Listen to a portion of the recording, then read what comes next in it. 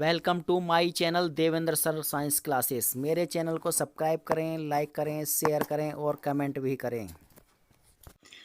Hello guys, आज का practice set number 6 लेकर आए हैं हम जैव प्रक्रम से, जो एक बायोलॉजी का चैप्टर है।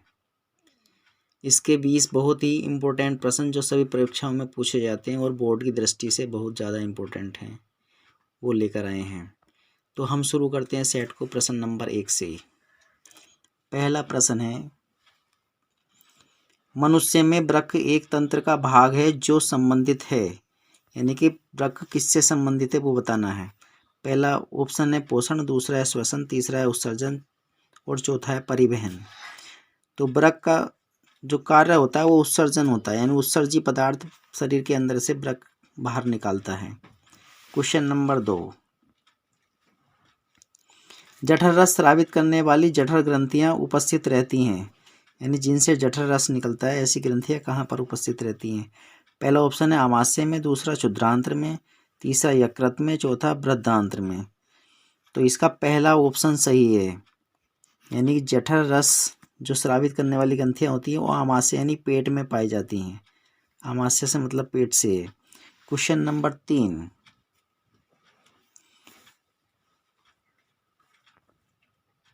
मस्तिष्क उत्तरदायी है। पहला क्वेश्चन है सोचने के लिए, नंबर 2 है हृदय स्पंदन के लिए, नंबर 3 है शरीर का संतुलन बनाने के लिए और नंबर 4 इनमें से सभी। तो मस्तिष्क सोचने के लिए भी उत्तरदायी होता है, हृदय स्पंदन के लिए भी होता है और शरीर का संतुलन बनाने के लिए भी होता है। इसका मतलब डी ऑप्शन सही होगा इसका, इनमें से सही। क्वेश्चन नंबर 4 पर आते हैं। पादपों में जालम का कार्य होता है, बहुत ही इंपॉर्टेंट क्वेश्चन है, कई बार बोर्ड में पूछा गया है। पहला है उत्सर्जी वर्ज्य पदार्थों का संवहन करने में, दूसरा है जल का संवहन करने में, तीसरा है भोजन का संवहन करने में, चौथा है एमिनो अम्ल का संवहन करने में। तो पादपों में जो जाइलम कार्य करता है वो जल का संवहन करने का कार्य करता है, यानी जल को पृथ्वी से और पत्तियों तक यानी पेड़ के प्रत्येक भाग तक पहुंचाने का कार्य जो वो फ्लोएम। नंबर 6, जल में घुलनशील होता है vitamin A, vitamin B, vitamin C या विटामिन के। तो जल में जो घुलनशील विटामिन होते हैं वो सी और विटामिन बी और सी, ए, डी, ई और के, ये जो है वसा में घुलनशील होते हैं और बी और सी जो है जल में घुलनशील होते हैं। तो इसमें चौथा ऑप्शन विटामिन सी सही होगा। क्वेश्चन नंबर 7, बोमेन संपुट किस का भाग होता है। ऑप्शन पहला है उदर का, दूसरा यकृत का, तीसरा अग्नाशय का, चौथा है वृक्क का। तो बोमेन संपुट जो होता है वो वृक्क का भाग होता है, वृक्क में एक भाग होता है जिसे बोमेन संपुट कहते हैं। क्वेश्चन नंबर 8 पर आएंगे।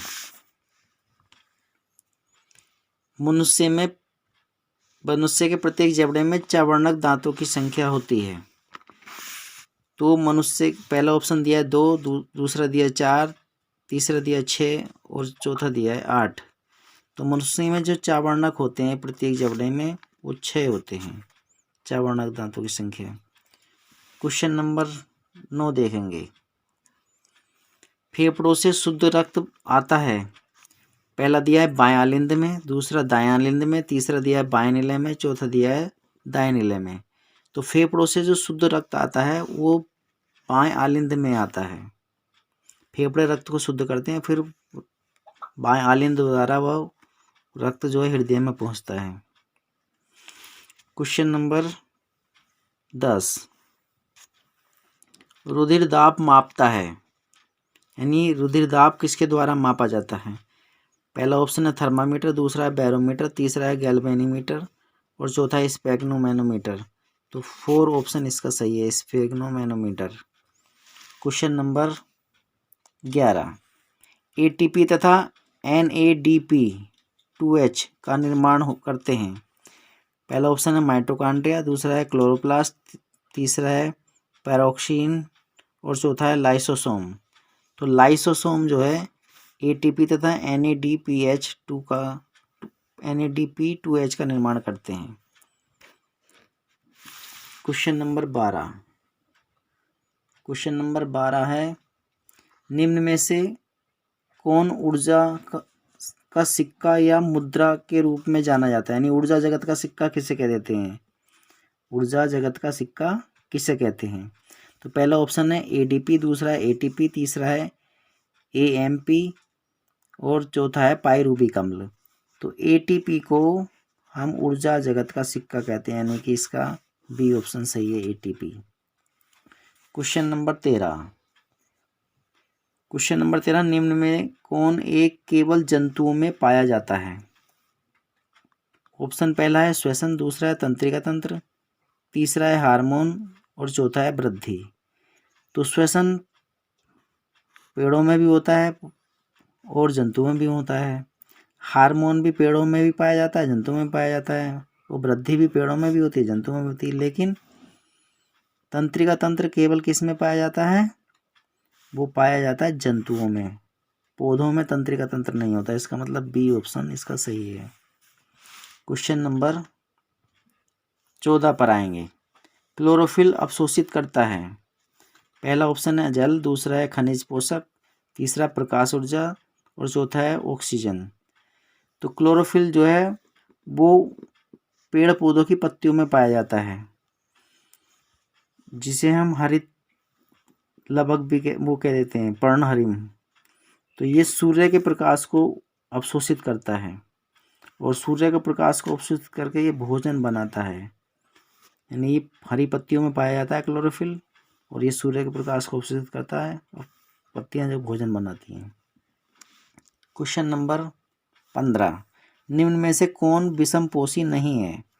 पहला है फफूंदी, दूसरा है फीताकृमि, तीसरा है यीस्ट और चौथा है मनी प्लांट।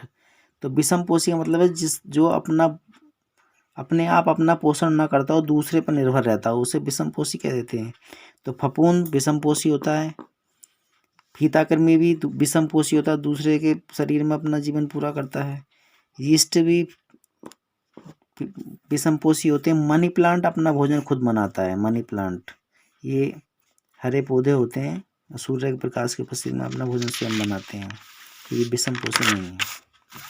क्वेश्चन नंबर 16 पर आते हैं। ग्लाइकोलाइसिस की प्रक्रिया संपन्न होती है। पहला ऑप्शन है कोशिका द्रव्य में, दूसरा राइबोसोम में, तीसरा माइटोकॉन्ड्रिया में, चौथा अंतःप्रद्रव्य जालिका में।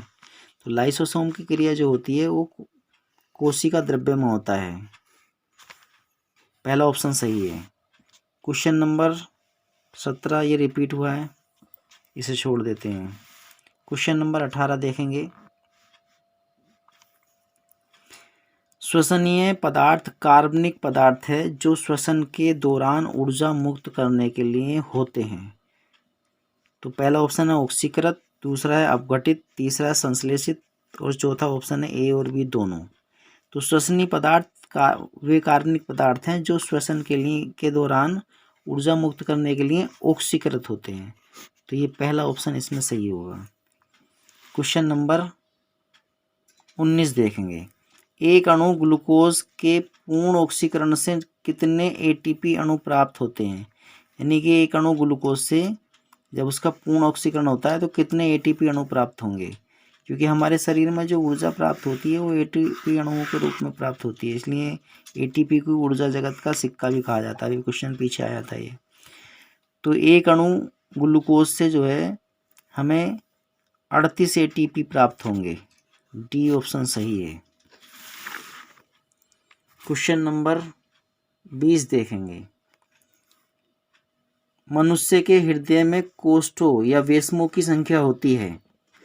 तो मनुष्य के हृदय में पहला ऑप्शन दिया 1, दूसरा ऑप्शन दिया 2, तीसरा दिया 3 और चौथा दिया 4। तो 4 वेशम होते हैं, दायां निलय, बायां निलय और दायां आलिंद, बायां आलिंद। इस तरीके से 4 वेशम होते हैं मनुष्य के हृदय के। क्वेश्चन नंबर 21 देखेंगे। यकृत साबित करता है। पहला ऑप्शन दिया लार, दूसरा दिया जठर रस, तीसरा दिया पित्त रस और चौथा दिया अग्नाशय रस। तो यकृत से जो स्रावित होता है वो पित्त रस स्रावित होता है। यकृत में पित्त रस पाया जाता है। ठीक है, इस प्रकार ये आज के 20 प्रश्न वेरी इंपॉर्टेंट जो हम लाए हैं, और इसी प्रकार आगे को भी वीडियो लाते रहेंगे। जैसे कि हमने शुरू वाले 5 सेट जो है वो केमिस्ट्री के दिए थे, अब बायोलॉजी के देंगे, उसके बाद हम फिजिक्स के सेट लेकर आएंगे। तो बारी बारी से पूरी साइंस को कवर करेंगे। थैंक यू, धन्यवाद।